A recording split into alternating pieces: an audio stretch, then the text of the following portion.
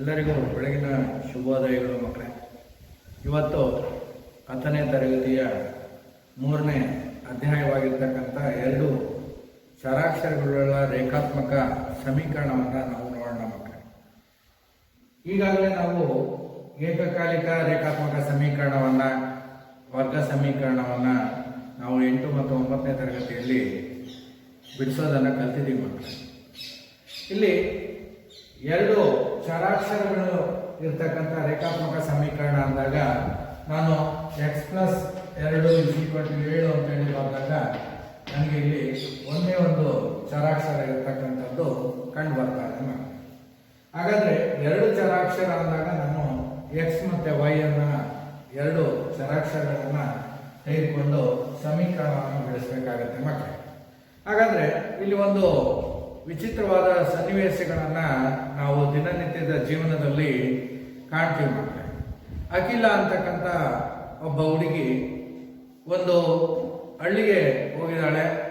ಹಳ್ಳಿಗೆ ಹೋದಾಗ ಆ ಹಳ್ಳಿಯಲ್ಲಿ ಒಂದು ಟೆಂಟನ್ನು ಹಾಕಿದ್ದಾರೆ, ಸರ್ಕಸ್ ನಡೀತಾ ಇದೆ. ಅಲ್ಲಿ ಕೆಲವು ಆಟಗಳನ್ನು ಅಲ್ಲಿ ಜೋಡಿಸಿದ್ದಾರೆ. ಅದರಲ್ಲಿ ಒಂದು ದೈತ್ಯ ಚಕ್ರ ಅಂದರೆ ಜಾಯಿಂಟ್ ವೀಲ್ ಅಂತ ನಾವೇನು ಕರಿತೀವಿ, ಆ ಥರದ ಒಂದು ಆಟ. ನಂತರದಲ್ಲಿ ಊಪ್ಲಾ ಅಂತಕ್ಕಂಥ ಒಂದು ಆಟವನ್ನು ಆಡೋದಕ್ಕೆ ಅವಳು ಬಯಸ್ತಾ ಇದ್ದಾಳೆ.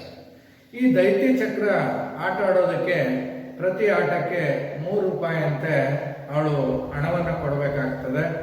ಹಾಗೆ ಊಪ್ಲಾ ಅಂದರೆ ರಿಂಗನ್ನು ಎಸಿತಕ್ಕಂಥದ್ದು, ಟೇಬಲ್ ಮೇಲೆ ಸಾಮಾನುಗಳನ್ನು ಜೋಡಿಸಿರ್ತಾರೆ, ಒಂದು ರಿಂಗನ್ನು ಕೊಡ್ತಾರೆ.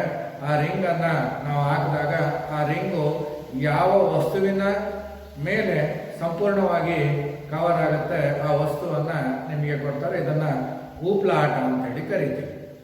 ಹಾಗಾದರೆ ಈ 2 ಆಟವನ್ನು ಅವಳು ಆಡೋದಕ್ಕೆ ಬಯಸ್ತಾ ಇದ್ದಾಳೆ.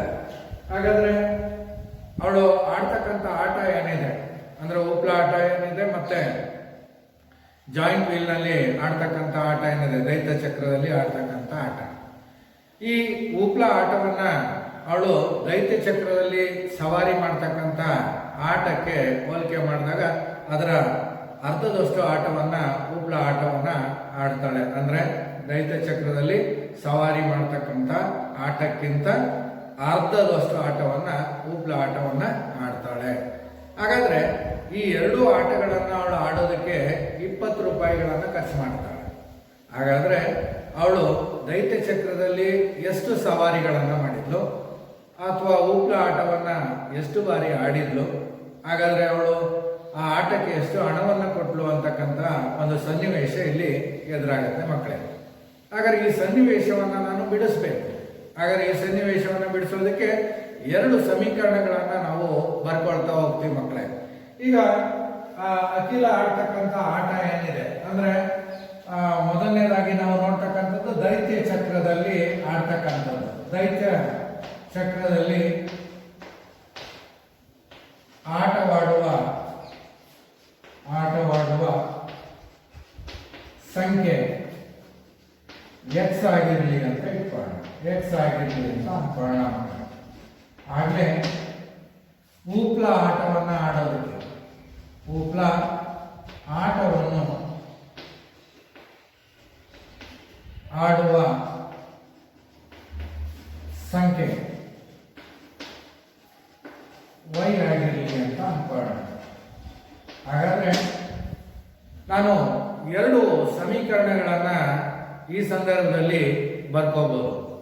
ಮೊದಲನೇದಾಗಿ ಅವಳು ಊಪ್ಲಾ ಆಟವನ್ನು ಆಡ್ತಕ್ಕಂಥದ್ದೇನಿದೆ ಅದನ್ನು ನಾವು y ಅಂತೇಳಿ ಕರೀತಾ ಇದ್ದೀವಿ. ಹಾಗಾದರೆ ಆ ಊಪ್ಲಾ ಆಟವನ್ನು ದೈತ್ಯ ಚಕ್ರದಲ್ಲಿ ಏನು ಸವಾರಿಯನ್ನು ಮಾಡ್ತಾ ಇದ್ದಾಳೆ ಅದರ ಅರ್ಧದಷ್ಟು ಆಟವನ್ನು ಆಡ್ತಾ ಇದ್ದಾಳೆ. ಹಾಗಾದರೆ ಅರ್ಧ x ಅಂತ ಹೇಳಿ ಬರೀಬಹುದು. ಅಂದರೆ ದೈತ್ಯ ಚಕ್ರದಲ್ಲಿ ಆಡ್ತಕ್ಕಂಥ ಆಟ ಏನಿದೆ ಅದರ ಅರ್ಧ ಊಪ್ಲಾ ಆಟವನ್ನು ಆಡ್ತಾಳೆ ಅಂತ. ಹಾಗಾದರೆ ಇದನ್ನು ನಾವು ಸಮೀಕರಣ 1 ಅಂತ ಹೇಳಿ ಕರೆಯೋಣ. ಅಂದರೆ ಬೀಜಗಣಿತೀಯವಾಗಿ ನಾನೊಂದು ಸಮೀಕರಣವನ್ನು ಬರೀತಾ ಇದ್ದೀನಿ. ಹಾಗಾದರೆ ಮತ್ತೆ 2ನೇ ಸಂದರ್ಭದಲ್ಲಿ ಅವಳು ದೈತ್ಯ ಚಕ್ರದಲ್ಲಿ ಸವಾರಿ ಮಾಡೋದಕ್ಕೆ ಕೊಡ್ತಕ್ಕಂಥ ಹಣ ಏನಿದೆ ಅದು 3 ರೂಪಾಯಿ ಆಗಿರಲಿ ಅಂತ ಅನ್ಕೊಂಡಿದ್ದೀನಿ. 3 ರೂಪಾಯಿ ಕೊಡ್ತಾಳೆ ಅಂತ ಅನ್ಕೊಂಡಿದ್ದೀನಿ. ಹಾಗೆ ಉಪ್ಲ ಆಟವನ್ನು ಆಡೋದಕ್ಕೆ 4 ರೂಪಾಯಿ ಕೊಡ್ತಾರೆ. ಹಾಗಾದ್ರೆ ಆ ಆಟಗಳ ಸಂಖ್ಯೆಯನ್ನ ನಾನು ಇಲ್ಲಿ ಈ ಸಮೀಕರಣದಲ್ಲಿ ಕಂಡುಹಿಡ್ಕೊಳ್ತೀನಿ. = 20. ಅಂದ್ರೆ 2 ಆಟವನ್ನ ಆಡೋದಕ್ಕೆ ಅವಳು 20 ರೂಪಾಯಿ ಖರ್ಚು ಮಾಡ್ತಾಳೆ. ಹಾಗಾದ್ರೆ 3x ಅಂತ ಹೇಳಿ ಬರ್ಕೊಂಡಿದ್ದೀನಿ. x ಅಂದ್ರೆ ನನಗೆ ಎಷ್ಟು ಬಾರಿ ಅವಳು ದೈತ್ಯ ಚಕ್ರದಲ್ಲಿ ಸವಾರಿ ಮಾಡಿದಾಳೆ ಗೊತ್ತಿಲ್ಲ. ಆದ್ರೆ ಆ ದೈತ್ಯ ಚಕ್ರದಲ್ಲಿ ಸವಾರಿ ಮಾಡೋದಕ್ಕೆ 1 ಬಾರಿ ಅವಳು 3 ರೂಪಾಯಿ ಕೊಡಬೇಕು. ಹಾಗಾಗಿ ಅದನ್ನ 3x ಅಂತ ಹೇಳಿ ಬರ್ಕೊಳ್ತೀವಿ. ಹಾಗೆ ಉಪ್ಲ ಆಟವನ್ನ ಆಡೋದಕ್ಕೆ ಅವಳು 4 ರೂಪಾಯಿಯನ್ನ ಕೊಡಬೇಕು. ಹಾಗಾದ್ರೆ y ಅಂದ್ರೆ ನನಗೆ ಗೊತ್ತಿಲ್ಲ ಎಷ್ಟು ಬಾರಿ ಅವಳು ಉಪ್ಲ ಆಟವನ್ನ ಆಡಿದಾಳೆ ಅಂತ. ಹಾಗಾದ್ರೆ ಅದನ್ನ 4ರಿಂದ ನಾನು ಗುಣಾಕಾರ ಮಾಡ್ಕೊಳ್ತೀನಿ. 4y ಆಯ್ತು. ಹಾಗಾದ್ರೆ 2 ಆಟವನ್ನ ಆಡಿದಕ್ಕೆ ಅವಳು ಕೊಟ್ಟಂತ ಹಣ 20 ರೂಪಾಯಿ ಆಯಿತು. ಅದರಿಂದ ಇದನ್ನ ಸಮೀಕರಣ 2. ಅಂದ್ರೆ ನಾವು ಸಮೀಕರಣವನ್ನ ಬರ್ಕೊಳ್ತಕ್ಕಂಥ ಸಂದರ್ಭದಲ್ಲಿ ಅಂದ್ರೆ ರೇಖಾಗಣಿತೀಯವಾಗಿ ನಾವು ಸಮೀಕರಣವನ್ನ ಈ ರೀತಿಯಾಗಿ ಬರ್ಕೊಳ್ತೀವಿ ಮಕ್ಕಳೇ.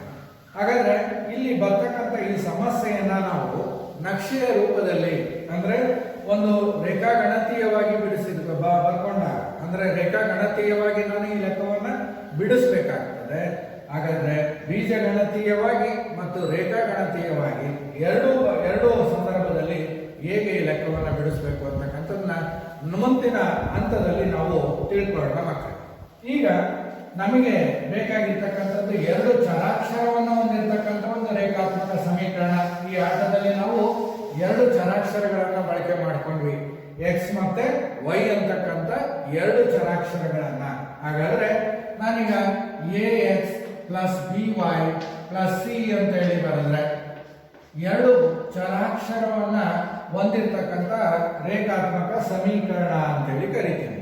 ಹಾಗಾದ್ರೆ a b ಮತ್ತೆ c ಗಳು ಏನಿದೆ ವಾಸ್ತವ ಸಂಖ್ಯೆಗಳು ಅಂತ ಹೇಳಿ ಕರಿತೀವಿ. a b ಮತ್ತು c ಗಳನ್ನ ವಾಸ್ತವ ಸಂಖ್ಯೆಗಳು, c ಗಳನ್ನು ವಾಸ್ತವ ಸಂಖ್ಯೆಗಳು ಅಂತ ಹೇಳಿ ಕರಿತೀವಿ.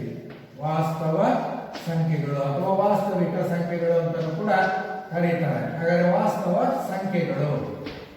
ಹಾಗಾದ್ರೆ x ಮತ್ತೆ y ಅಂತಕ್ಕಂಥ 2 ಚರಾಕ್ಷರ ಇದೆ. ಹಾಗಾದ್ರೆ 2 ರೇಖಾತ್ಮಕ ಸಮೀಕರಣ ಇರ್ತಕ್ಕಂತಹ ಅಂದ್ರೆ 2 ಚರಾಕ್ಷರಗಳಿರ್ತಕ್ಕಂಥ ಒಂದು ರೇಖಾತ್ಮಕ ಸಮೀಕರಣವನ್ನ ನಾವು ಬರ್ಕೊಂಡಿದ್ದೀವಿ.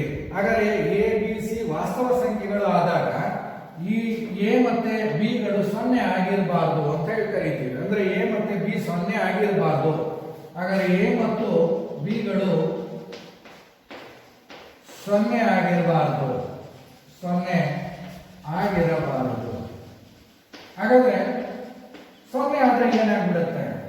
a ಅನ್ನೋದು 0 ಆಗ್ಬಿಟ್ರೆ ಇದು 0 ಆಯ್ತು, b ಅನ್ನೋದು 0 ಆದ್ರೆ ಇದು 0 ಆಯ್ತು. ಆಗ c = 0 ಅಂತ ಆಯ್ತು. ಅಂದ್ರೆ ಒಂದು ಸ್ಥಿರಾಂಕವನ್ನು ಹೊಂದಿರತಕ್ಕಂತಹ ಸಮೀಕರಣ ಬರ್ತಾ ಇದೆ ನನಗೆ. ಆಗ ನನಗೆ 2 ಚರಾಕ್ಷರವನ್ನು ಹೊಂದಿರತಕ್ಕಂಥ ಸಮೀಕರಣ ಬರೋದಿಲ್ಲ. ಅಥವಾ a ಒಂದೇ 0 ಆಯ್ತು, ಆಗ ನನಗೆ by + c ಉಳ್ಕೊಳ್ಳುತ್ತೆ. ಹಾಗಾದ್ರೆ by + c ಉಳ್ಕೊಳ್ತಾ ಇದೆ ಅಂದ್ರೆ ಅರ್ಥ ನನಗೆ ಅಲ್ಲಿ ಏಕಕಾಲಿಕ ರೇಖಾತ್ಮಕ ಸಮೀಕರಣ ಸಿಗ್ತಾ ಇದೆ. ಹಾಗಾದ್ರೆ 2 ಚರಾಕ್ಷರ ಇರಬೇಕು ಅಂದ್ರೆ a ಮತ್ತೆ b ಎರಡೂ ಕೂಡ 0 ಆಗಿರಬಾರ್ದು. ಅಂದ್ರೆ ಅದನ್ನು ನಾವು ಈ ರೀತಿ ಬರೀತೀವಿ, a² + b² ≠ 0. ಅಂದ್ರೆ a ಮತ್ತೆ b ಗಳೆರಡೂ ಕೂಡ ಅದರ ವರ್ಗ ತಗೊಂಡ್ರೆ ನನಗೆ ಅವೆರಡೂ ಕೂಡ 0 ಆಗಿರಬಾರ್ದು ಅಂತಕ್ಕಂಥ ಒಂದು ಕಂಡೀಷನ್ ಮೇಲೆ ಇದನ್ನ ನಾವು ಏನಂತ ಕರಿತೀವಿ? 2 ಚರಾಕ್ಷರವುಳ್ಳ ರೇಖಾತ್ಮಕ ಸಮೀಕರಣದ ಮಾದರಿ ರೂಪ ಅಥವಾ ಸಾಮಾನ್ಯ ರೂಪ ಅಂತ ಹೇಳಿ ಕರಿತೀವಿ. ಇದನ್ನೇನಂತ ಕರಿತೀವಿ ಮಕ್ಕಳೇ? 2 ಚರಾಕ್ಷರಗಳಿರುವ ರೇಖಾತ್ಮಕ ಸಮೀಕರಣದ ಮಾದರಿ ರೂಪ ಅಂತ ಹೇಳಿ ಕರಿತೀವಿ. ಹಾಗಾದ್ರೆ 2 ಚರಾಕ್ಷರವನ್ನು ಹೊಂದಿರತಕ್ಕಂಥ ರೇಖಾತ್ಮಕ ಸಮೀಕರಣಗಳ ಜೋಡಿಗಳನ್ನ ನಾವು ತಗೊಳ್ಳೋಣ ಮಕ್ಕಳೇ. ಈಗ ಹಾಗಾದ್ರೆ ಆ ಜೋಡಿಗಳು ಹೇಗಿರುತ್ತೆ ನೋಡೋಣ. ಈಗ ಮೊದಲನೇ ಸಮೀಕರಣದಲ್ಲಿ ನಾವು y = x ಅಂತ ಹೇಳಿ ತಗೊಂಡಿದ್ವಿ. ಹಾಗಾದ್ರೆ ಇದನ್ನ ನಾನು ಈ ರೀತಿಯಾಗಿ ಬರೀಬಹುದು. ಅಂದ್ರೆ 2ರಿಂದ ಇದನ್ನ ಹೊರಗೆ ಗುಣಾಕಾರ ಮಾಡಿಕೊಂಡ್ರೆ 2y = x ಅಂತ ಹೇಳಿ ಬರ್ತಾ ಇದೆ. ಹಾಗೆ ಮತ್ತೊಂದು ಸಮೀಕರಣವನ್ನು ನಾನು 3x + 4y = 20 ಅಂತ ಹೇಳಿ ಬರೀಬಹುದು. ಹಾಗಾದ್ರೆ ಇಲ್ಲಿ ನನಗೆ 2 ಸಮೀಕರಣ ಸಿಗ್ತಾ ಇದೆ. ಇಲ್ಲಿ ಒಂದು ಸಮೀಕರಣ ಸಿಗ್ತಾ ಇದೆ, ಇಲ್ಲೂ ಕೂಡ ಒಂದು ಸಮೀಕರಣ ಸಿಗ್ತಾ ಇದೆ. ಇದನ್ನ ಮುಂದುವರಿಸಿ ಬರೆಯೋದಾದ್ರೆ, ಈ ಸಮೀಕರಣವನ್ನ ನಾನು ಮುಂದುವರಿಸಿ ಬರೆಯೋದಾದ್ರೆ ಆಗ x - 2y = 0 ಅಂತ ಹೇಳಿ ಬರೀಬಹುದು. ಅಂದ್ರೆ 2y ಅನ್ನ ಆಚೆ ಬದಿಗೆ ತೆಗೆದುಕೊಳ್ತಾ ಇದೆ. ಆಗ ನನಗೆ ಎರಡು ಸಮೀಕರಣಗಳು ಸಿಗ್ತಾ ಇದೆ. ಎರಡರಲ್ಲೂ ಕೂಡ ನನಗೆ ಏನಿದೆ, ಎರಡು ಚರಾಕ್ಷರಗಳಿದೆ. ಹಾಗಾದ್ರೆ ಬೀಜಗಣಿತೀಯವಾಗಿ ನಾನು ಎರಡು ಚರಾಕ್ಷರವಿರ್ತಕ್ಕಂಥ ರೇಖಾತ್ಮಕ ಸಮೀಕರಣಗಳ ಜೋಡಿಗಳನ್ನು ನಾನು ಬರೆದಿದ್ದೀನಿ. ಹಾಗಾದ್ರೆ ಸಾಮಾನ್ಯವಾಗಿ ನಾವು ಈ ರೀತಿಯಾಗಿ ಬರೀತೀವಿ. ಅಂದ್ರೆ a1x plus b1y plus c1 = 0 ಒಂದು ಎರಡು ಚರಾಕ್ಷರವುಳ್ಳ ರೇಖಾತ್ಮಕ ಸಮೀಕರಣ. ಅದೇ ರೀತಿಯಾಗಿ a2x plus b2y plus c2 = 0 ಅಂತ ಹೇಳಿ ಬರ್ಕೊಂಡಾಗ ನನಗೆ ಎರಡು ಜೋಡಿಗಳು ನನಗೆ ಸಿಗ್ತಾ ಇದೆ, ಸಮೀಕರಣಗಳ ಜೋಡಿಗಳು ಸಿಗ್ತಾ ಇದೆ. ಇದು ಕೂಡ ಎರಡು ಚರಾಕ್ಷರವನ್ನು ಹೊಂದಿರತಕ್ಕಂಥ ರೇಖಾತ್ಮಕ ಸಮೀಕರಣ. ಇದು ಕೂಡ ಎರಡು ಚರಾಕ್ಷರವನ್ನು ಹೊಂದಿರತಕ್ಕಂಥ ರೇಖಾತ್ಮಕ ಸಮೀಕರಣ. ಹಾಗಾದ್ರೆ a1, b1, c1, a2, b2, c2ಗಳು ಎಂಥ ಸಂಖ್ಯೆಗಳು ಮಕ್ಕಳೇ? ವಾಸ್ತವ ಸಂಖ್ಯೆಗಳು. ವಾಸ್ತವ ಸಂಖ್ಯೆಗಳು ಅವನ್ನ ನಾವು ವಾಸ್ತವ ಸಂಖ್ಯೆಗಳು ಅಂತೇಳಿ ಕರೀತೀವಿ. ಅಂದ್ರೆ ಅದು ಸ್ವಾಭಾವಿಕ ಸಂಖ್ಯೆ ಇರ್ಬೋದು, ಭಾಗಲಬ್ಧ ಸಂಖ್ಯೆ ಇರ್ಬೋದು, ಪೂರ್ಣಾಂಕ ಇರ್ಬೋದು, ಮತ್ತೆ ಯಾವ್ದಾದ್ರು ಸಂಖ್ಯೆ ಇರ್ಬೋದು. ಹಾಗಾದ್ರೆ ಅದಕ್ಕೋಸ್ಕರ ಅದನ್ನ ನಾವು ವಾಸ್ತವ ಸಂಖ್ಯೆ.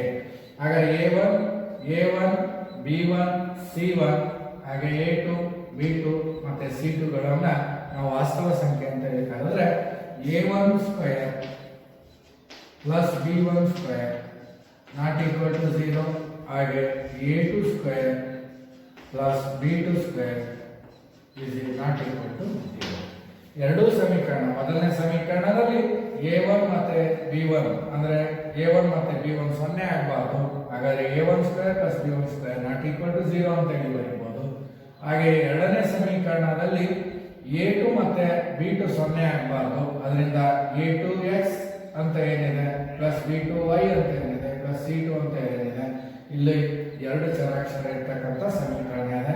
ಹಾಗಾದ್ರೆ a2² plus b2² ಅದು ಕೂಡ 0 ಆಗಬಾರ್ದು.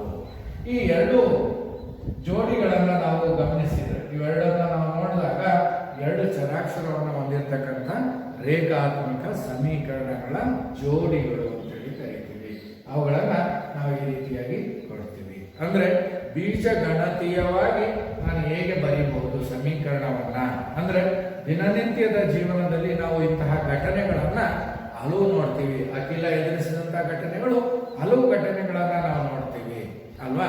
ನಾವು ನಿತ್ಯ ಜೀವನದಲ್ಲಿ ಯಾರೋ ಒಂದಿಬ್ರು ಹೋಟೆಲ್ಗೆ ಹೋಗ್ತಾರೆ ಅಂತ ತಿಳ್ಕೊಳ್ಳೋದು, ಅಥವಾ ಒಬ್ಬ ಹೋಟೆಲ್ಗೆ ಹೋಗಿದ್ದಾನೆ, ಅವನು ತಿಂಡಿಯನ್ನ ತಿನ್ಬೇಕು. ಅವನೇನ್ ಮಾಡ್ತಾನೆ, ಒಂದ್ಸರಿ ಉಪ್ಪಿಟ್ಟನ್ನ ಆರ್ಡರ್ ಮಾಡ್ತಾನೆ, ಇನ್ನೊಂದ್ಸರಿ ಕೇಸರಿ ಬಾತನ್ನ ಆರ್ಡರ್ ಮಾಡ್ತಾನೆ. ಹಾಗಾದ್ರೆ ಎಷ್ಟು ಪ್ಲೇಟ್ ಅವನು ಉಪ್ಪಿಟ್ಟು ತಿಂದ, ಎಷ್ಟು ಪ್ಲೇಟ್ ಅವನು ಕೇಸರಿ ಬಾತ್ ತಿಂದ ನನಗೆ ಗೊತ್ತಿಲ್ಲ. ಒಟ್ಟಾರೆ ಅವನೇನ್ ಮಾಡ್ತಾನೆ, ಒಂದು 50 ರೂಪಾಯಿ ಕೊಡ್ತಾನೆ. ಅವನು ತಿಂದಿದ್ದಕ್ಕೆ 50 ರೂಪಾಯಿನ ಕೊಟ್ಟು ಬರ್ತಾನೆ. ಹಾಗಾದ್ರೆ ಉಪ್ಪಿಟ್ಟಿಗೆ ಎಷ್ಟು ರೂಪಾಯಿ? 10 ರೂಪಾಯಿ ಅಂತ ಇಟ್ಕೊಳ್ಳೋಣ. ಕೇಸರಿ ಬಾತಿಗೆ 15 ರೂಪಾಯಿ ಅಂತ ಇಟ್ಕೊಳ್ಳೋಣ. ಹಾಗಾದ್ರೆ ಎಷ್ಟು ಪ್ಲೇಟ್ ಉಪ್ಪಿಟ್ಟು ತಿಂದ, ಎಷ್ಟು ಪ್ಲೇಟು ಅವನ ಕೇಸರಿ ಬಾತ್ ತಿಂದ ಅಂದಾಗ ನಾವು ಆ ಹಣವನ್ನ ಒಂದನ್ನ x ಅಂತ ಇಟ್ಕೊಳ್ತೀವಿ. ಅಂದ್ರೆ ಉಪ್ಪಿಟ್ಟನ್ನ ನಾವು x ಅಂತ ಇಟ್ಕೊಳ್ತೀವಿ, ಕೇಸರಿ ಬಾತನ್ನ y ಅಂತ ಇಟ್ಕೊಳ್ತೀವಿ. ಹಾಗಾದ್ರೆ ಅವನು ಉಪ್ಪಿಟ್ಟಿಗಿನ ಕೇಸರಿ ಬಾತನ್ನೇ ಜಾಸ್ತಿ ತಿಂದಿದ್ದಾನೆ. ಎಷ್ಟು ಪಟ್ಟು ತಿಂದಿದ್ದಾನೆ ಅಂದ್ರೆ 2 ಪಟ್ಟು ತಿಂದಿದ್ದಾನೆ ಅಂತ ಅನ್ಕೊಂಡ್ರೆ, ಉಪ್ಪಿಟ್ಟನ್ನ ಒಂದ್ಸರಿ ತಿಂದ್ರೆ ಕೇಸರಿ ಬಾತನ್ನ 2 ಪ್ಲೇಟ್ ತಿಂತಾನೆ ಅಂತ ಅನ್ಕೊಂಡಾಗ ನನಗೆ ಅಲ್ಲಿ ಯಾವ ರೀತಿಯಾಗಿ ಲೆಕ್ಕವನ್ನು ನಾನು ಬಿಡಿಸ್ಬೇಕು ಅಂತಕ್ಕಂಥದ್ದನ್ನ ನಾವು ನೋಡ್ಬೇಕಾಗುತ್ತೆ. ಈ ರೀತಿಯಾಗಿ ಹಲವು ಸಮಸ್ಯೆಗಳನ್ನ ನಾವು ಇಲ್ಲಿ ನೋಡ್ತಾ ಹೋಗ್ತೀವಿ. ಹಾಗಾದ್ರೆ ಬೀಜಗಣಿತೀಯವಾಗಿ ನಾವು ಏನು ಸಮೀಕರಣಗಳನ್ನ ಬರೆದ್ವಿ ಅದನ್ನ ರೇಖಾಗಣಿತೀಯವಾಗಿ ಕೂಡ ಅಂದ್ರೆ ನಕ್ಷೆಯ ರೂಪದಲ್ಲೂ ಕೂಡ ಅದನ್ನ ನಾವು ಬಿಡಿಸ್ತಾ ಹೋಗ್ತೀವಿ. ಅದನ್ನ ಹೇಗೆ ಬಿಡಿಸ್ಬೇಕು ಅಂತಕ್ಕಂಥದ್ದನ್ನ ಈಗ ನೋಡೋಣ.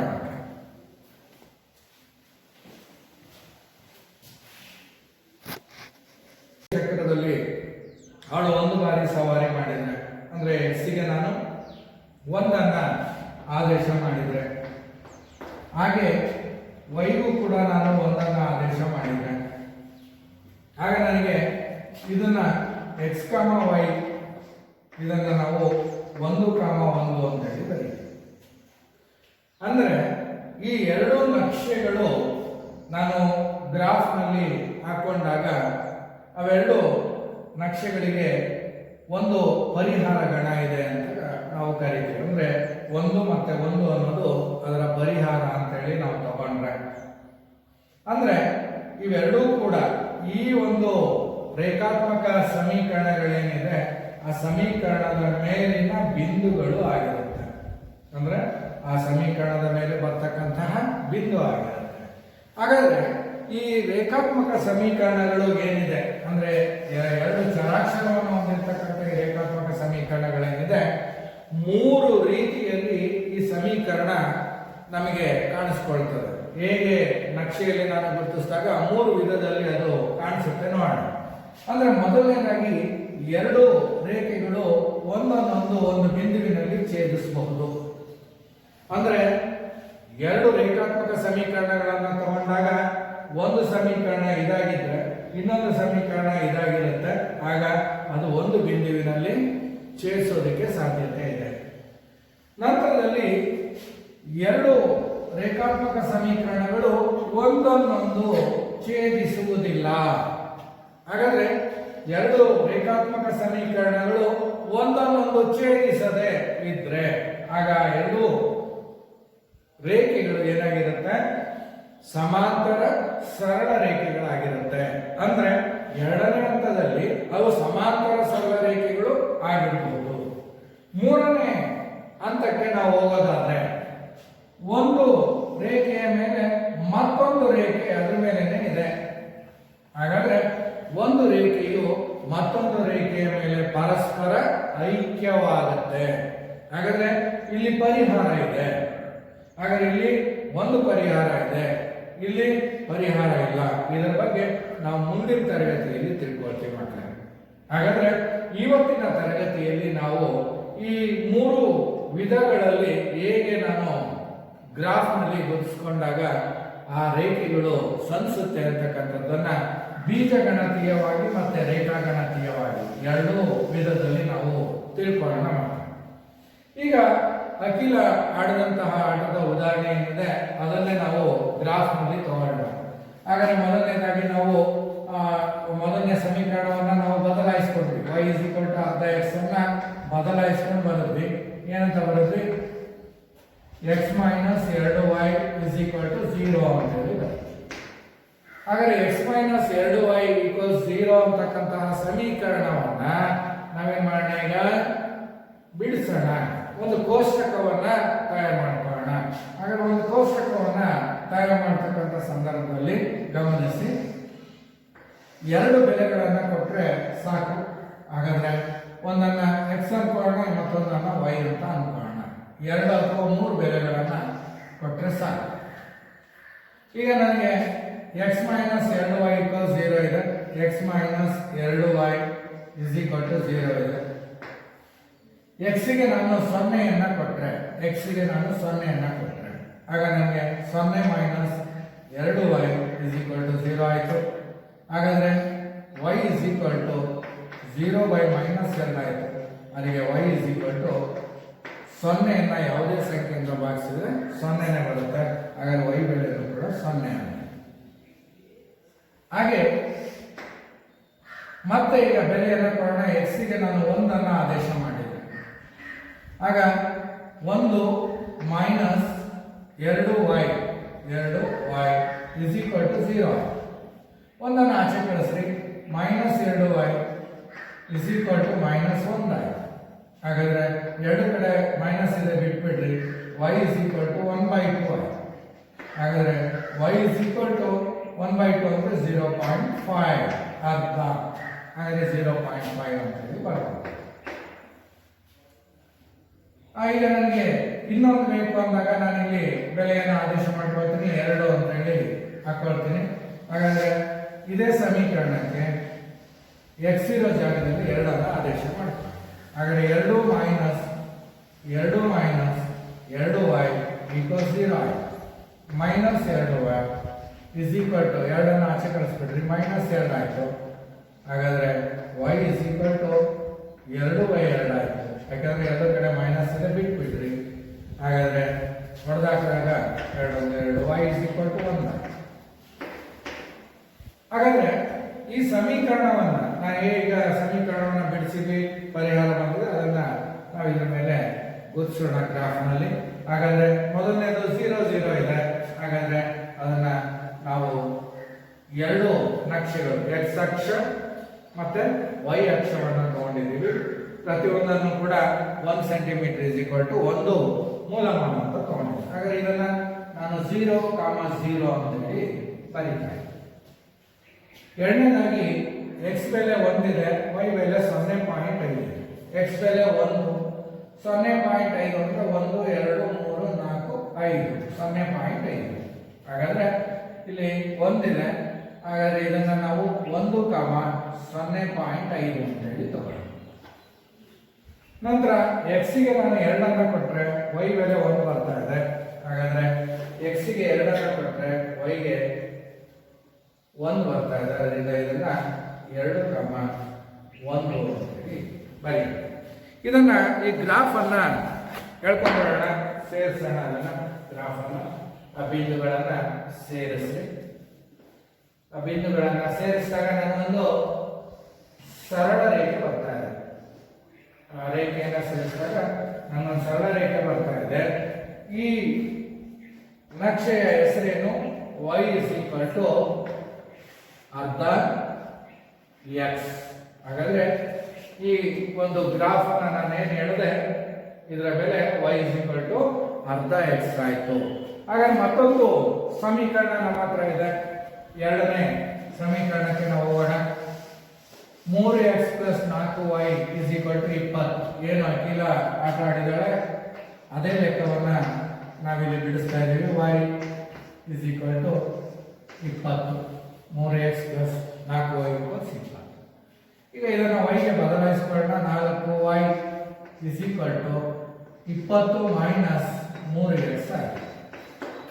ಇದನ್ನ ಆಚೆ ಕಳಿಸ್ತಾರೆ. ಹಾಗಾದ್ರೆ y is equal to 20 minus 3x divided by 4.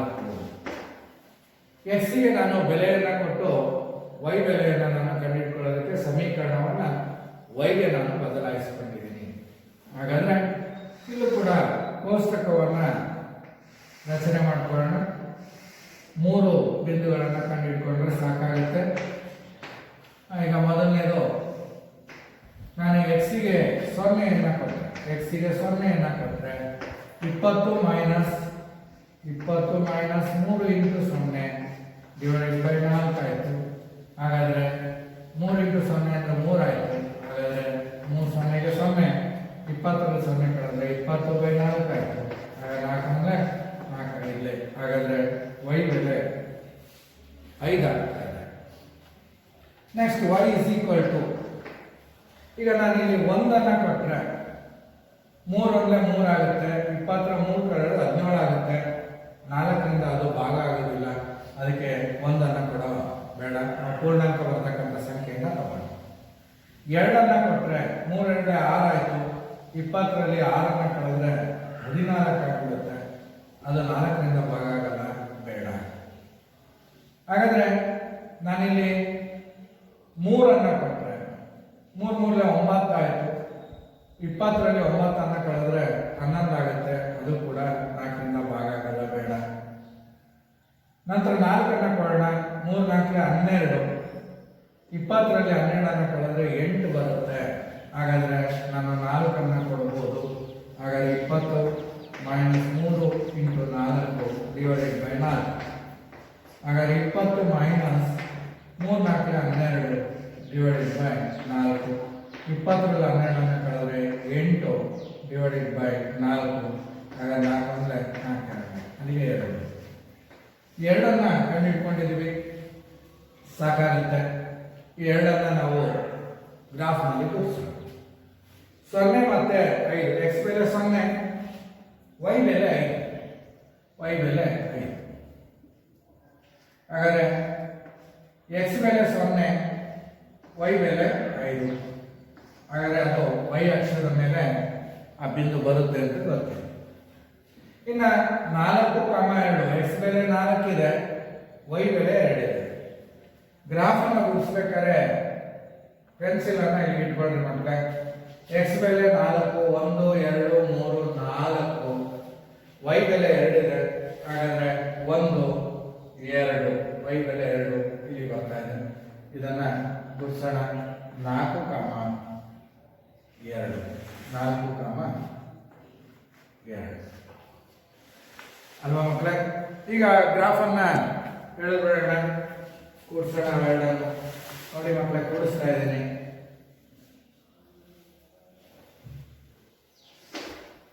ಕೂಡಿಸೋಣ, ಹೇಳ್ಕೊಂಡಿದೆ. ಈ ಗ್ರಾಫ್ ಅನ್ನು ಕೂಡ ಮುಂದುವರಿಸೋಣ. ಮುಂದುವರಿಸಿದಾಗ ಅದು ಕೂಡ ನನಗೆ 4,2 ಸಿಗ್ತಾ ಇದೆ. ಹಾಗಾದ್ರೆ ಇಲ್ಲಿ ಈ ಗ್ರಾಫಿನ ಹೆಸರನ್ನ ನಾವು 3x + 4y = 20 ಅಂತ ಕರೀತೀವಿ. ಹಾಗಾದ್ರೆ ಎರಡು ಚರಾಕ್ಷರವನ್ನು ಹೊಂದಿರತಕ್ಕಂತಹ 3x + 4y = 20 ಅಂತಕ್ಕಂಥ ಒಂದು ಸಮೀಕರಣವನ್ನ ನಕ್ಷೆಯಲ್ಲಿ ಗುರುತಿಸಿದೀವಿ. ಹಾಗೆ y = ಅರ್ಧ x ಅನ್ನೋದನ್ನು ಗುರುತಿಸಿದೀವಿ. ಅವೆರಡೂ ಕೂಡ ಒಂದು ಬಿಂದುವಿನಲ್ಲಿ ಸಂಧಿಸ್ತಾ ಇದೆ. 4,2 ಅಂತಕ್ಕಂಥ ಬಿಂದುವಿನಲ್ಲಿ ಸಂಧಿಸ್ತಾ ಇದೆ. ಎಲ್ಲಿ ಸಂಧಿಸ್ತಾ ಇದೆ? 4,2 ಅಂತಕ್ಕಂಥ ಬಿಂದುವಿನಲ್ಲಿ. ಹಾಗಾದ್ರೆ ನಾವು ಏನಂತ ಅನ್ಕೊಂಡಿದ್ವಿ ಮಕ್ಕಳೇ? ಅಖಿಲ ಆಡಿದಂತಹ ದೈತ್ಯ ಚಕ್ರದಲ್ಲಿ ಆಡಿದಂತಹ ಆಟವನ್ನ ನಾವು x ಅಂತ ಇಟ್ಕೊಂಡಿದ್ವಿ. ಉಪ್ಲ ಆಟವನ್ನ y ಅಂತ ಇಟ್ಕೊಂಡಿದ್ವಿ ಅಲ್ವಾ? 3 ಬಾರಿ ಅವಳು ದೈತ್ಯ ಚಕ್ರದಲ್ಲಿ ಆಡ್ತಾಳೆ ಅಂತ ಅನ್ಕೊಂಡಿದ್ವಿ. 3 ರೂಪಾಯಿ ಅಂತೆ ದೈತ್ಯ ಚಕ್ರವನ್ನ ಆಡ್ತಾಳೆ, 4 ರೂಪಾಯಿ ಅಂತೆ ಉಪ್ಲ ಆಟವನ್ನ ಆಡ್ತಾಳೆ. ಹಾಗಾದ್ರೆ ಒಟ್ಟು ಅವಳು ಎಷ್ಟು ದುಡ್ಡನ್ನು ಕೊಟ್ಟಿದ್ಲು ಮಕ್ಕಳೇ? 20 ರೂಪಾಯಿ ಕೊಟ್ಟಿದ್ಲು. ಹಾಗಾದ್ರೆ ನನಗೆ ಎಕ್ಸಿಗೆ ಎಷ್ಟು ಬಂದಿದೆ? 4 ಬಂದಿದೆ. 3 4 12 ಅಲ್ವಾ? 3 ರೂಪಾಯಿ ಅಂತೆ 4 ಬಾರಿ ಅವಳು ದೈತ್ಯ ಚಕ್ರವನ್ನ ಆಡ್ತಾಳೆ, 12 ರೂಪಾಯಿನ ಕೊಡ್ತಾಳೆ. ಹಾಗೆ 4 ರೂಪಾಯಿ ಅಂತೆ ಉಪ್ಲ ಆಟವನ್ನ 2 ಬಾರಿ ಆಡ್ತಾ ಇದ್ದಾಳೆ, ಅದರಿಂದ 8 ರೂಪಾಯಿ. ಒಟ್ಟು ಅವಳು ಎಷ್ಟು ರೂಪಾಯಿ ಕೊಟ್ಟರು ಮಕ್ಕಳೇ? 20 ರೂಪಾಯಿ ಕೊಟ್ಟಿದ್ದು. ಹಾಗಾದ್ರೆ 4 ಬಾರಿ ದೈತ್ಯ ಚಕ್ರದಲ್ಲಿ ಸವಾರಿ ಮಾಡಿದ್ಲು, 2 ಬಾರಿ ಉಪ್ಲ ಆಟವನ್ನ ಆಡಿದ್ಲು, ಅದಕ್ಕೆ ಅವಳು 20 ರೂಪಾಯಿಯನ್ನ ಕೊಟ್ಟಳು ಅಲ್ವಾ ಮಕ್ಕಳೇ? ಹಾಗಾದ್ರೆ ನಾವು ಮೊದಲು ಯೋಚನೆ ಮಾಡಿದಾಗ ಅವಳು ಎಷ್ಟು ಬಾರಿ ಆಡಿದ್ಲು ಅದು ನಮಗೆ ಗೊತ್ತಿರಲಿಲ್ಲ. ಆದರೆ ಈಗ ನಮಗೆ ಈ ರೇಖಾಗಣಿತೀಯವಾಗಿ ನಕ್ಷೆಯಲ್ಲಿ ಗುರುತಿಸಿದಾಗ ನಮಗೆ ಗೊತ್ತಾಗ್ತಾ ಇದೆ ಅವಳು ಎಷ್ಟು ಬಾರಿ ದೈತ್ಯ ಚಕ್ರದಲ್ಲಿ ಆಡಿದ್ಲು, ಎಷ್ಟು ಬಾರಿ ಉಪ್ಲ ಆಟವನ್ನ ಆಡಿದ್ಲು. ಅರ್ಥ ಆಯ್ತಲ್ಲ ಮಕ್ಕಳೇ? ಮತ್ತೊಂದು ಸಮೀಕರಣವನ್ನ ನಿಮ್ಮ ಬುಕ್ನಲ್ಲಿ ಒಂದು ಉದಾಹರಣೆಯನ್ನ ಕೊಟ್ಟಿದ್ದಾರೆ. ಆ ಉದಾಹರಣೆಯನ್ನ ನಾವು ತಗೊಳ್ಳೋಣ ಮಕ್ಕಳೇ. ಈಗ ಉದಾಹರಣೆಯನ್ನ ಗಮನಿಸೋಣ. ಎಲ್ಲರೂ ಒಂದು ಸ್ವಲ್ಪ ಟೆಕ್ಸ್ಟ್ ಬುಕ್ ಅನ್ನ ತಕೊಳ್ಳಿ ಮಕ್ಕಳೇ. ಈಗ ಉದಾಹರಣೆ 2 ನಾವು ನೋಡೋಣ. ರೋಮಿಲಾ ಒಂದು ಲೇಖನ ಸಾಮಗ್ರಿಗಳ ಅಂಗಡಿಗೆ ಹೋಗಿ Rs. 9ಕ್ಕೆ 2 ಪೆನ್ಸಿಲ್ಗಳನ್ನ ಮತ್ತು 3 ರಬ್ಬರ್ಗಳನ್ನ ಖರೀದಿ ಮಾಡ್ತಾಳೆ. ಯಾರು? ರೋಮಿಲಾ ಅಂತಕ್ಕಂಥ ಒಬ್ಬ ವಿದ್ಯಾರ್ಥಿನಿ ಅಂಗಡಿಗೆ ಹೋಗಿದ್ದಾಳೆ. ಅವಳು 9 ರೂಪಾಯಿಯನ್ನ ಕೊಟ್ಟು 2 ಪೆನ್ಸಿಲ್ 3 ರಬ್ಬರ್ ಅನ್ನ ಖರೀದಿ ಮಾಡಿದ್ದಾಳೆ. ಅದರಿಂದ ನಾವು ಈ ತರ ಬರ್ಕೊಳ್ಳೋಣ. ಪೆನ್ಸಿಲ್ನ ಸಂಖ್ಯೆ x ಆಗಿರಲಿ ಅಂತ ಅನ್ಕೊಳ್ಳೋಣ. x ಆಗಿರಲಿ. ರಬ್ಬರ್ಗಳ ಸಂಖ್ಯೆ ಅಂದ್ರೆ ಅವಳು ಖರೀದಿ ಮಾಡಿ y ಆಗಿರಲಿ ಅಂತ ಅನ್ಕೊಳ್ಳೋಣ. ಮುಂದಕ್ಕೆ ಹೋಗೋಣ. ಅವಳ ಗೆಳತಿ ಸೊನಾಲಿಯ ರೋಮಿಲಾಳ ಬಳಿ ಇರ್ತಕ್ಕಂಥ ಹೊಸ ಬಗೆಯ ಪೆನ್ಸಿಲ್ ಮತ್ತೆ ರಬ್ಬರ್ಗಳನ್ನ ನೋಡಿ ಅಂತಹುದೇ 4 ಪೆನ್ಸಿಲ್ ಮತ್ತೆ 6 ರಬ್ಬರ್ಗಳನ್ನ 18 ರೂಪಾಯಿಗೆ ಖರೀದಿ ಮಾಡ್ತಾ ಇದ್ದಾರೆ. ಈ ಸಂದರ್ಭವನ್ನ ಬೀಜ ಗಣತೀಯವಾಗಿಯೂ ಮತ್ತು ನಕ್ಷಾ ರೂಪದಲ್ಲಿ ಪ್ರತಿನಿಧಿಸಿ ಅಂತ ಕೇಳ್ತಾ ಇದ್ದಾರೆ. ನಕ್ಷೆಯ ರೂಪದಲ್ಲೂ ಪ್ರತಿನಿಧಿಸಬೇಕು ಮತ್ತೆ ಬೀಜಗಣತೀಯವಾಗಿ ಪ್ರತಿನಿಧಿಸಬೇಕು. ಹಾಗಾದ್ರೆ ಮೊದಲನೇದಾಗಿ ನಾವು ಬೀಜಗಣತೀಯವಾಗಿ ಹೇಗೆ ಪ್ರತಿನಿಧಿಸ್ತೀವಿ? ಬೀಜಗಣತೀಯವಾಗಿ ಪ್ರತಿನಿಧಿಸುವಿಕೆ ಬೀಜಗಣತೀಯವಾಗಿ ನಾವು ಹೇಗೆ ಅದನ್ನ ಪ್ರತಿನಿಧಿಸ್ತೀವಿ ನೋಡೋಣ. ರೋಮಿಲ ಕೊಂಡಂತಹ ಪೆನ್ಸಿಲ್ಗಳ ಸಂಖ್ಯೆಯನ್ನ ನಾವು ಎಕ್ಸ್ ಅಂತ ಇಟ್ಕೊಂಡಿದ್ದೀವಿ, ರಬ್ಬರ್ಗಳ ಸಂಖ್ಯೆಯನ್ನ ವೈ ಅಂತ ಇಟ್ಕೊಂಡಿದ್ದೀವಿ. ಹಾಗಾದ್ರೆ ಅವಳು 2 ಪೆನ್ಸಿಲ್ ಅನ್ನ ತಗೊಳ್ತಾ ಇದ್ದಾಳೆ, ಅದರಿಂದ 2 ಎಕ್ಸ್ ಆಯ್ತು. ಎಷ್ಟು ರಬ್ಬರ್ ಅನ್ನ ತಗೊಳ್ತಾ ಇದ್ದಾಳೆ? 3 ರಬ್ಬರ್ ಅನ್ನ ಖರೀದಿ ಮಾಡ್ತಾಳೆ, ಅದರಿಂದ 3 ವೈ ಆಯ್ತು. ಒಟ್ಟು ಅವಳು 9 ರೂಪಾಯಿಯನ್ನ ಕೊಡ್ತಾ ಇದ್ದಾಳೆ. 2 ಪೆನ್ಸಿಲ್ 3 ರಬ್ಬರ್ ಅನ್ನ ಖರೀದಿ ಮಾಡಿದ್ದಕ್ಕೆ 2 ಪೆನ್ಸಿಲ್ಗಳ ಸಂಖ್ಯೆ ಗೊತ್ತಿಲ್ಲ ಎಕ್ಸ್, ರಬ್ಬರ್ಗಳ ಸಂಖ್ಯೆ ನನಗೆ ಗೊತ್ತಿಲ್ಲ ವೈ. ಆದ್ರೆ ಒಟ್ಟು ಅವಳು ಎಷ್ಟನ್ನ 2 ಎಕ್ಸ್ ಮತ್ತೆ 3 ವೈ ಅಲ್ವಾ? ಅಂದ್ರೆ ಇಲ್ಲಿ ಪೆನ್ಸಿಲ್ ನ ಬೆಲೆ ಅಂತ ತಗೋಣ. ಸಂಖ್ಯೆ ಅನ್ನೋದಕ್ಕಿಂತ ಇಲ್ಲಿ ಬೆಲೆ.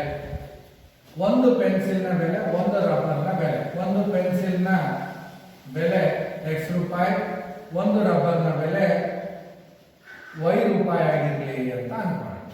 ಹಾಗಾದ್ರೆ 2 ಪೆನ್ಸಿಲ್ ಅನ್ನ ತಗೊಂಡಿದ್ದಾಳೆ, 3 ರಬ್ಬರ್ ಅನ್ನ ತಗೊಂಡಿದ್ದಾಳೆ, ಒಟ್ಟು 9 ರೂಪಾಯಿ ಕೊಟ್ಟಿದ್ದಾಳೆ. ನಂತರದಲ್ಲಿ ಯಾರೋ ಸೊನಾಲಿಯೋ ಅವಳ ಫ್ರೆಂಡು, ಅವಳು ಕೂಡ ಅವಳ ಹತ್ರ ಇರ್ತಕ್ಕಂಥ ಪೆನ್ಸಿಲ್ ಮತ್ತೆ ರಬ್ಬರ್ ನೋಡಿ ಖುಷಿಯಾಗಿ ಅವಳು ಪೆನ್ಸಿಲ್ ರಬ್ಬರ್ ಅನ್ನ ಖರೀದಿ ಮಾಡ್ತಾ ಇದ್ದಾಳೆ. ಹಾಗಾದ್ರೆ ಎಷ್ಟು ಪೆನ್ಸಿಲ್ ಅನ್ನ ತಗೊಂಡು 4 ಪೆನ್ಸಿಲ್ ಅನ್ನ ತಗೊಳ್ತಾ ಇದ್ದಾಳೆ. 4 ಪೆನ್ಸಿಲ್, 4 ಎಕ್ಸ್. ನಂತರದಲ್ಲಿ ಎಷ್ಟು ರಬ್ಬರ್ ಅನ್ನ ತಗೊಳ್ತಾ ಇದ್ದಾಳೆ? 6 ರಬ್ಬರ್ ಅನ್ನ ತಗೊಳ್ತಾ ಇದ್ದಾಳೆ, 6 ವೈ. ಒಟ್ಟು 18 ರೂಪಾಯಿಗಳನ್ನ ಅವಳು ಕೊಡ್ತಾ ಇದ್ದಾಳೆ. ಹಾಗಾದ್ರೆ ಗಮನಿಸಿ ಮಕ್ಕಳೇ, ಹಾಗಾದ್ರೆ 1 ಪೆನ್ಸಿಲ್ ನ ಬೆಲೆ ಎಕ್ಸ್ ಅಂತ ಇಟ್ಕೊಂಡಿದ್ದೀವಿ, 1 ರಬ್ಬರ್ ನ ಬೆಲೆಯನ್ನು ವೈ ಅಂತ ಇಟ್ಕೊಂಡಿದ್ದೀವಿ. ಹಾಗಾದ್ರೆ ರೋಮಿಲ 2 ಪೆನ್ಸಿಲ್ ಅನ್ನ ತಗೊಂಡ್ಲು, ಅದಕ್ಕೆ 2 ಎಕ್ಸ್.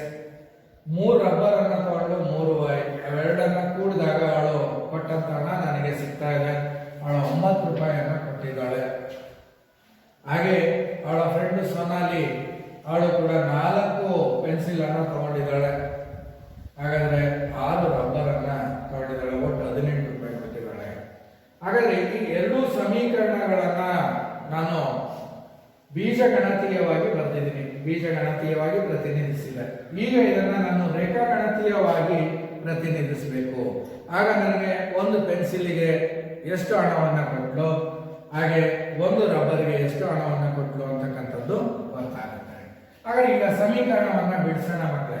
2x + 3y = 9 ಅಂತ ಇದೆ. ಹಾಗಾದ್ರೆ 2x + 3y = 9. ಸಮೀಕರಣವನ್ನ y ಗೆ ಬದಲಾಯಿಸಿಕೊಳ್ಳೋಣ. y = 9 - 2x ಆಯಿತು. ಹಾಗಾದ್ರೆ y = 9 - 2x / 3. ಈ 3 ಈ ರೀತಿಯಾಗಿ ನಾವು ಬರ್ಕೊಂಡಾಗ ನಮಗೆ ಗ್ರಾಫ್ ಅನ್ನು ಹಾಕೋದಕ್ಕೆ ಅಂದ್ರೆ ಕೋಷ್ಟಕವನ್ನ ರಚನೆ ಮಾಡ್ಕೊಳ್ಳೋದಕ್ಕೆ ಸುಲಭ ಆಗುತ್ತೆ. ಕೋಷ್ಟಕವನ್ನ ಹಾಕೊಳ್ಳೋಣ ಮಕ್ಕಳ. 2 ಬೆಲೆಗಳನ್ನ ಮಾತ್ರ ಕಂಡುಹಿಡಿಕೊಂಡ್ರೆ ಸಾಕು. ಇದನ್ನ ಎಕ್ಸ್, ಇದನ್ನ ವೈ ಅಂತ ಕರೆಯೋಣ. ನನಗೆ 9ರಲ್ಲಿ 2x ಅನ್ನ ಕಳೆದಾಗ ಅದು 3ರಿಂದ ಭಾಗವಾಗಬೇಕು. ಹಾಗಾದ್ರೆ ನನಗೆ 3ರ ಅಪವರ್ತನಗಳು ಬೇಕಾಗ್ತದೆ. ಈಗ ನಾನು ಇಲ್ಲಿ 0 ಕೊಟ್ಬಿಟ್ರೆ, x ಗೆ 0 ಕೊಟ್ರೆ 2 × 0 0 ಆಗ್ಬಿಡುತ್ತೆ. 0ನ 9ರಲ್ಲಿ ಕಳೆದಾಗ 9 ಉಳಿಯುತ್ತೆ. 9ಅನ್ನ 3ರಿಂದ ನಾನು ಭಾಗಿಸಬಹುದು. ಆಗ 3 × 3 = 9. ಹಾಗಾದ್ರೆ y ಬೆಲೆ ಏನಾಗುತ್ತೆ ಮಕ್ಕಳೇ? 3. ಅರ್ಥ ಆಗ್ತಾ ಇದೆಯಲ್ಲ? x ಗೆ 0 ಕೊಟ್ಟರೆ ಇದು 0 ಆಗ್ಬಿಡ್ತು. ಆಗ ನನಗೆ 9 ಉಳ್ಕೊಳ್ಳುತ್ತೆ. ಉಳ್ಕೊಂಡಿದೆ. 3ರಿಂದ ನಾನು ಅದನ್ನು ಭಾಗಿಸ್ತಾ ಇದ್ದೀನಿ. 3 ಮೂರಲೆ 9. ಹಾಗಾದ್ರೆ y ಬೆಲೆ ಎಷ್ಟು ಉಳಿಯುತ್ತೆ? 3 ಉಳ್ಕೊಳ್ಳುತ್ತೆ. ಇನ್ನು 1 ಕೊಡೋಣ. ಇಲ್ಲಿ 1 ಕೊಟ್ಟರೆ 2 1 2 ಆಯಿತು. 9ರಲ್ಲಿ 2 ಕಳೆದ್ರೆ 7 ಆಗುತ್ತೆ. ಆದರೆ 3ರಿಂದ ಅದು ಭಾಗ ಆಗಲ್ಲ, ಬೇಡ, ಬಿಟ್ಬಿಡೋಣ. 2 ಕೊಡೋಣ, 4 ಆಗುತ್ತೆ. 9ರಲ್ಲಿ 4 ಕಳೆದ್ರೆ 5 ಆಗುತ್ತೆ. ಆಗಲೂ ಕೂಡ ಅದು 3ರಿಂದ ಭಾಗ ಆಗಲ್ಲ, ಬಿಟ್ಬಿಡೋಣ. ಈಗ ನಾನು ಇಲ್ಲಿ ಮೈನಸ್ ಅನ್ನು ಕೂಡ ಕೊಟ್ಕೋಬಹುದು. ಆಯ್ತು, ಇನ್ನೊಂದು ಪ್ಲಸ್ ಅನ್ನು ಕೊಟ್ಕೊಳ್ಳೋಣ. 3 ಕೊಟ್ಟರೆ 3 2 6. 9ರಲ್ಲಿ 6 ಕಳೆದ್ರೆ 3 ಸಿಗುತ್ತೆ. ಹಾಗಾದ್ರೆ 3ರಿಂದ 3 ಭಾಗಿಸ್ಬೋದು. ಹಾಗಾದ್ರೆ 3 ಕೊಟ್ಟರೆ ಅಲ್ಲಿಗೆ 2 3 6. 9ರಲ್ಲಿ 6 ಕಳೆದ್ರೆ 3 ಉಳಿತು. ಹಾಗಾದ್ರೆ 3ರಿಂದ 3 ಭಾಗಿಸಿದ್ರೆ 1 ಉಳಿತು. ಹಾಗಾದ್ರೆ 2 ನಾವು ಕಂಡುಹಿಡ್ಕೊಂಡಿದ್ದೀವಿ. ಇದನ್ನ ಗ್ರಾಫ್ನಲ್ಲಿ ಗುರುತಿಸ್ಬಿಡೋಣ ಮಕ್ಕಳೇ. ಫಸ್ಟ್ ಗ್ರಾಫ್ನಲ್ಲಿ ಇದನ್ನ ಗುರುತಿಸೋಣ. ಹಾಗಾದ್ರೆ ಹೇಗೆ ಬರುತ್ತೆ ಅದು ನೋಡೋಣ.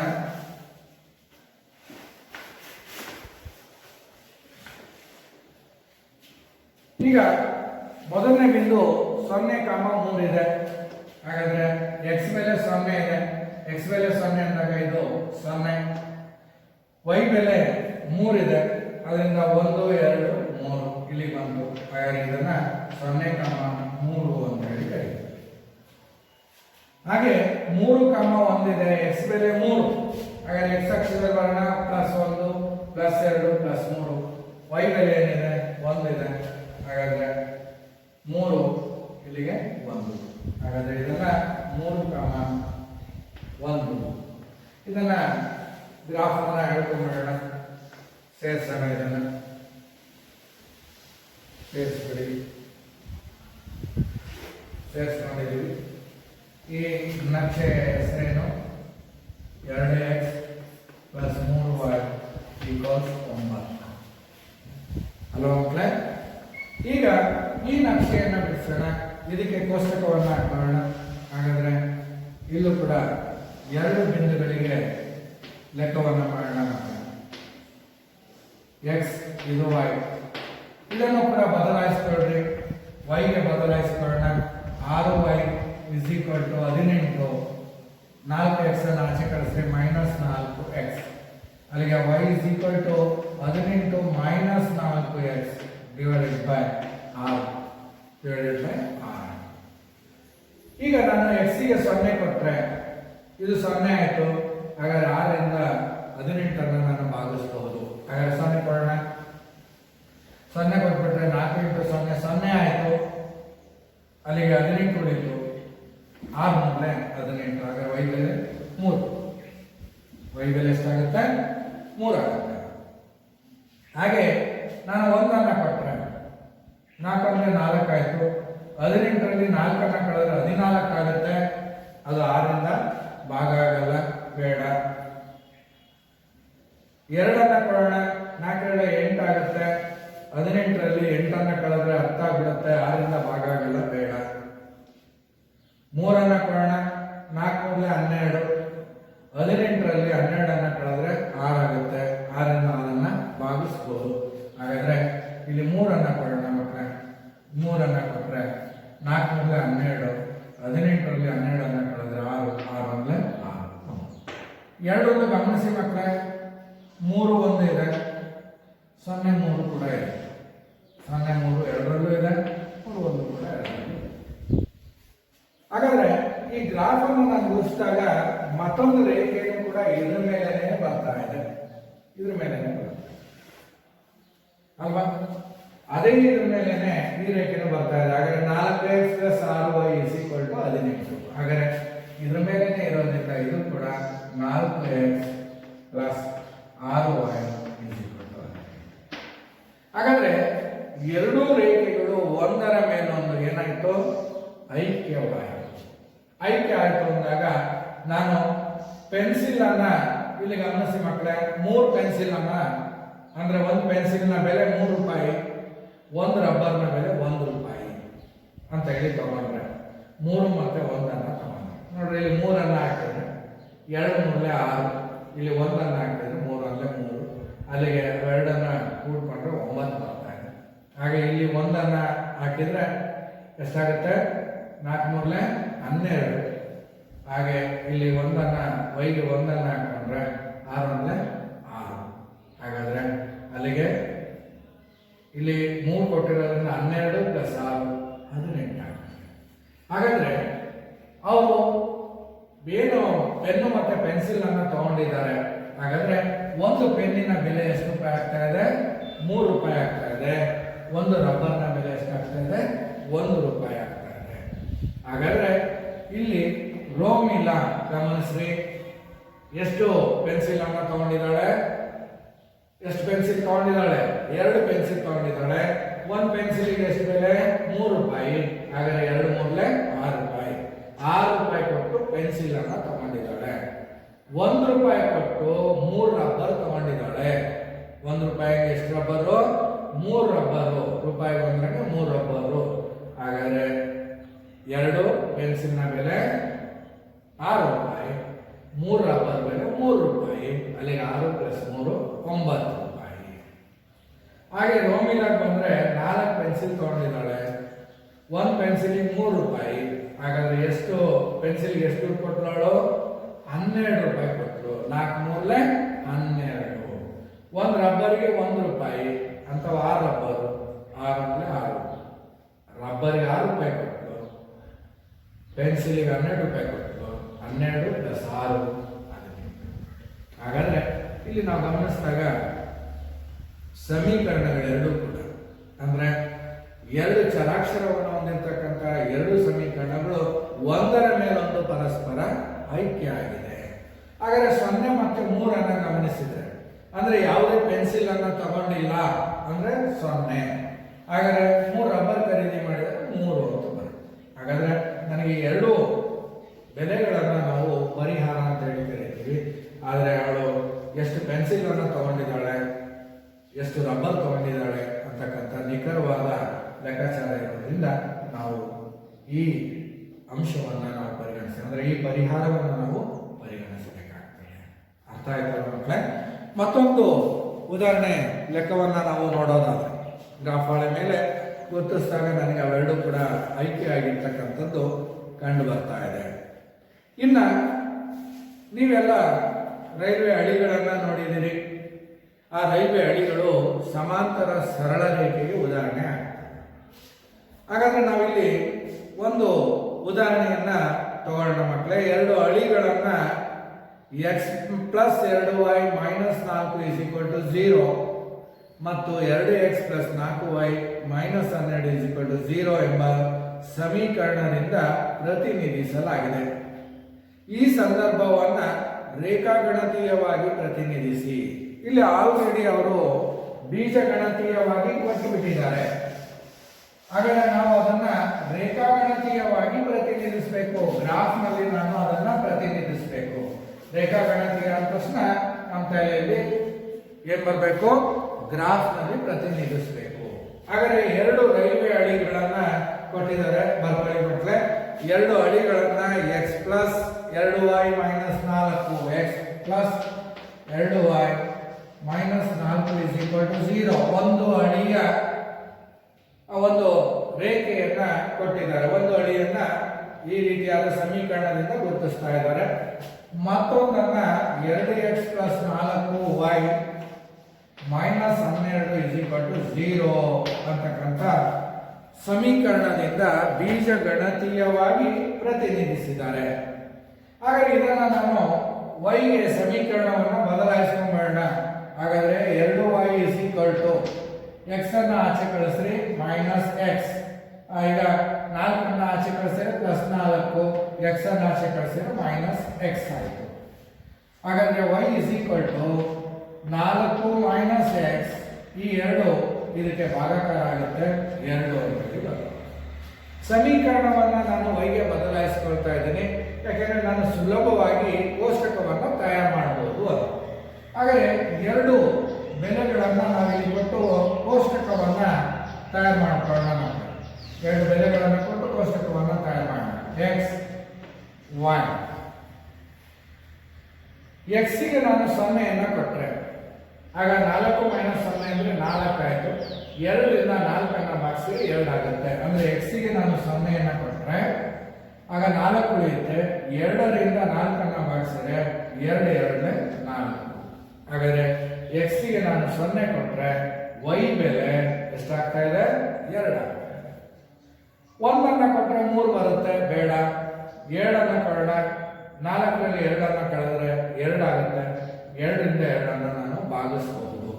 ಹಾಗಾದ್ರೆ ಎಕ್ಸಿಗೆ ನಾನು 2 ಕೊಟ್ಟಿದ್ದೀನಿ.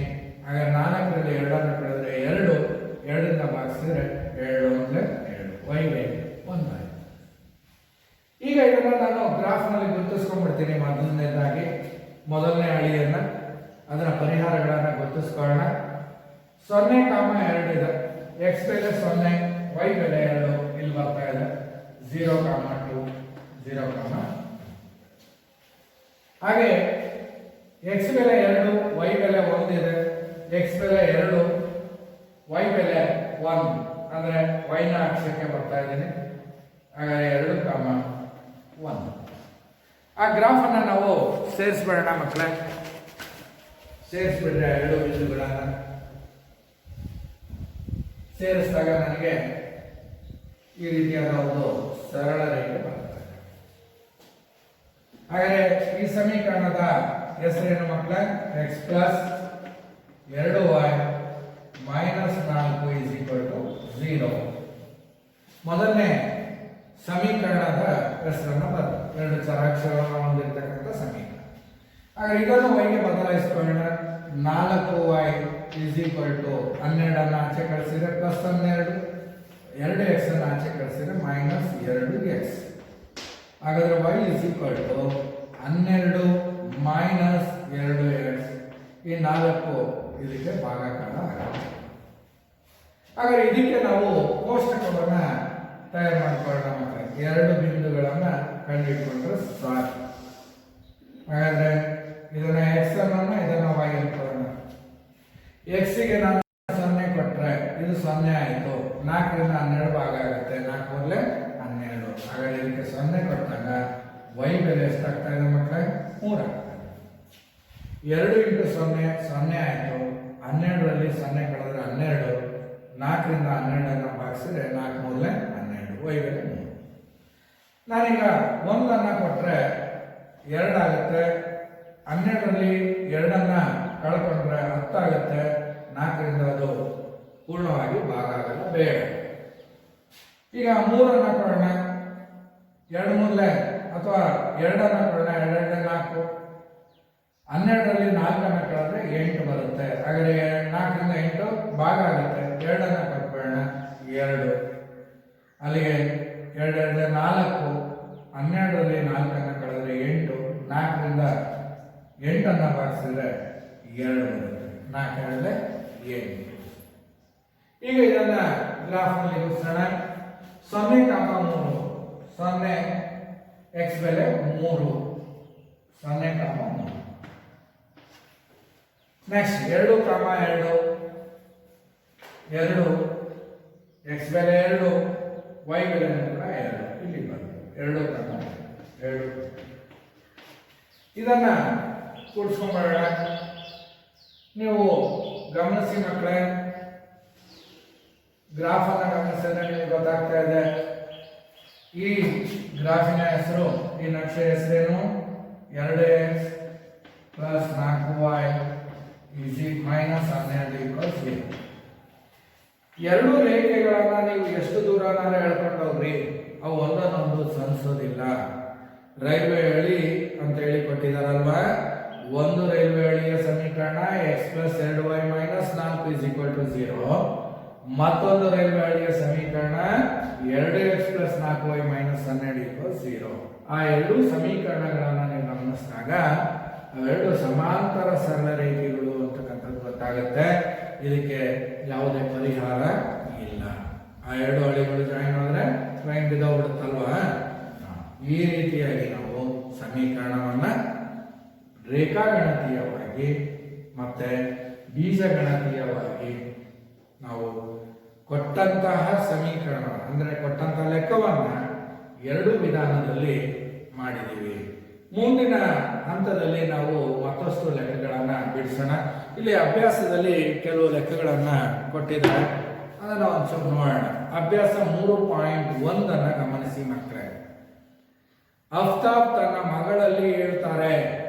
ಅಫ್ತಾಬ್ ಅನ್ನೋನು ತನ್ನ ಮಗಳಿಗೆ ಹೇಳ್ತಾ ಇದ್ದಾರೆ, 7 ವರ್ಷಗಳ ಹಿಂದೆ ಆಗಿನ ನಿನ್ನ ವಯಸ್ಸಿಗಿಂತ ನನ್ನ ವಯಸ್ಸು 7 ಪಟ್ಟು ಹೆಚ್ಚಾಗಿತ್ತು. ಸ್ವಲ್ಪ ಗಮನಿಸಿ. ಇದನ್ನ ನಾವು ಬೀಜಗಣಿತೀಯವಾಗಿ ಲೆಕ್ಕವನ್ನ ಬರೆಯೋಣ ಮಕ್ಕಳೇ. ಅಫ್ತಾಬ್ ಮತ್ತೆ ಮಗಳಲ್ಲಿ ಸಂಭಾಷಣೆ ನಡೀತಾ ಇದೆ. 7 ವರ್ಷಗಳ ಹಿಂದೆ ಆಗಿನ ನಿನ್ನ ವಯಸ್ಸಿಗಿಂತ ನನ್ನ ವಯಸ್ಸು 7 ಪಟ್ಟು ಹೆಚ್ಚಾಗಿತ್ತು. ಇನ್ನ 3 ವರ್ಷಗಳ ಬಳಿಕ ಕೂಡ ಆವತ್ತಿನ ನಿನ್ನ ವಯಸ್ಸಿಗಿಂತ ನನ್ನ ವಯಸ್ಸು 3 ಪಟ್ಟು ಹೆಚ್ಚಾಗುತ್ತದೆ. ಈ ಸಂದರ್ಭವನ್ನ ಬೀಜಗಣಿತೀಯವಾಗಿ ಮತ್ತೆ ರೇಖಾಗಣಿತೀಯವಾಗಿ ಪ್ರತಿನಿಧಿಸಿ ಅಂತ. ನೀವು 7ನೇ ತರಗತಿಯಲ್ಲಿ ಈ ತರದ ಲೆಕ್ಕಗಳನ್ನು ಮಾಡಿದ್ದೀರಿ. ಒಂದನ್ನ ತಂದೆಯ ವಯಸ್ಸನ್ನ X ಅಂತ ಇಟ್ಕೊಳ್ರಿ, ಮಗಳ ವಯಸ್ಸನ್ನ Y ಅಂತ ಇಟ್ಕೊಳ್ರಿ. ಎಷ್ಟು ವರ್ಷಗಳ ಹಿಂದೆ? 7 ವರ್ಷಗಳ ಹಿಂದೆ. ತಂದೆಯ ವಯಸ್ಸು ಏನಾಗ್ತದೆ? 7 ವರ್ಷಗಳ ಹಿಂದೆ ಆಗಿನ ನಿನ್ನ ವಯಸ್ಸೇನಿದೆ. ಈಗ ಅಫ್ತಾಬನ ವಯಸ್ಸನ್ನ ನಾವು ಅಫ್ತಾಬನ ವಯಸ್ಸು X ಆಗಿರ್ಲಿ ಅಂತ ಅನ್ಕೊಳ್ಳೋಣ. ಹಾಗೆ ಮಗಳ ವಯಸ್ಸು Y ಆಗಿರ್ಲಿ ಅಂತ ಅನ್ಕೊಳ್ಳೋಣ. ತಂದೆ ವಯಸ್ಸನ್ನ X ಅಂತ ಅನ್ಕೊಂಡಿದೀವಿ, ಮಗಳ ವಯಸ್ಸನ್ನ Y. 7 ವರ್ಷಗಳ ಹಿಂದೆ ಹಿಂದಕ್ಕೆ ಹೋಗ್ತಾ ಇದ್ದೀವಿ. ಏನ್ ಹೇಳ್ತಾನೆ? 7 ವರ್ಷಗಳ ಹಿಂದೆ ಆಗಿನ ನಿನ್ನ ವಯಸ್ಸು. ಯಾರ ವಯಸ್ಸು? ಆಗಿನ ನಿನ್ನ ವಯಸ್ಸು ಅಂದ್ರೆ ಮಗಳ ವಯಸ್ಸು. ಆಗ 7 ವರ್ಷದ ಹಿಂದೆ ಮಗಳ ವಯಸ್ಸು ಏನಾಗಿದೆ? Y-7 ಇದೆ. 7 ವರ್ಷ ಅಂದ್ರೆ ಕಳಿಬೇಕು. 7 ವರ್ಷದ ಹಿಂದೆ ಅಂದ್ರೆ ಕಳಿತೀವಿ. ಹಾಗಾದ್ರೆ ಮಗಳ ವಯಸ್ಸು 7 ವರ್ಷದ ಹಿಂದೆ ಏನಿತ್ತು? Y-7 ಇತ್ತು. ಆಗ ತಂದೆಯ ವಯಸ್ಸು ಎಷ್ಟಿದೆ? ನನ್ನ ವಯಸ್ಸು 7 ಪಟ್ಟು ಹೆಚ್ಚಾಗ್ತಿತ್ತು. ಹಾಗಾದ್ರೆ ಮಗಳ ವಯಸ್ಸಿಗಿಂತ ತಂದೆಯ ವಯಸ್ಸೇನಿದೆಯಲ್ಲ ಅದು 7 ಪಟ್ಟು ಹೆಚ್ಚು. ಹಾಗಾದ್ರೆ X = 7 × Y-7 ಆಯ್ತು ಅಲ್ವಾ? ತಂದೆಯ ವಯಸ್ಸೇನಿದೆ 7 ವರ್ಷದ ಹಿಂದೆ, ಅಲ್ಲೂ ಕೂಡ X-7 ಆಯ್ತು. ತಂದೆಯ ವಯಸ್ಸು 7 ವರ್ಷದ ಹಿಂದೆ X-7 ಇದೆ. ಮಗಳ ವಯಸ್ಸೇನಿದೆ 7 ವರ್ಷದಿಂದ Y-7 ಇದೆ. ಅದರ 7 ಪಟ್ಟು ತಂದೆಯ ವಯಸ್ಸು ಜಾಸ್ತಿ ಇತ್ತು ಅಂತ ಹೇಳ್ತಾರೆ. ಅದರಿಂದ 7 × Y-7. ಹಾಗಾದ್ರೆ ಇದನ್ನ ಬಿಡಿಸಿದ್ರೆ ನಮಗೆ X-7, ಇದನ್ನ ಬಿಡಿಸ್ಕೊಂಡ್ರೆ 7Y -7 49. ಹಾಗಾದ್ರೆ ಇದಿಷ್ಟನ್ನು ಈ ಕಡೆ ತಗೊಳ್ರಿ. X-7Y -7 ಇದು ಈ ಕಡೆ ಬಂದು +49. ಇದನ್ನ =0 ಬಿಡಿಸಿದ್ರೆ ಅಲ್ಲಿಗೆ X-7Y +40 =0. ಹಾಗಾದ್ರೆ ನಮ್ಮೊಂದು ಬೀಜಗಣಿತೀಯ ಸಮೀಕರಣ ಬಂತು. ನಂತರ ಇನ್ನು 3 ವರ್ಷಗಳ ಬಳಿಕ ಕೂಡ ಆವತ್ತಿನ ನಿನ್ನ ವಯಸ್ಸಿಗಿಂತ ನನ್ನ ವಯಸ್ಸು 3 ಪಟ್ಟು ಜಾಸ್ತಿ ಆಗ್ತಿತ್ತು. ಇನ್ನು 3 ವರ್ಷಗಳ ಬಳಿಕ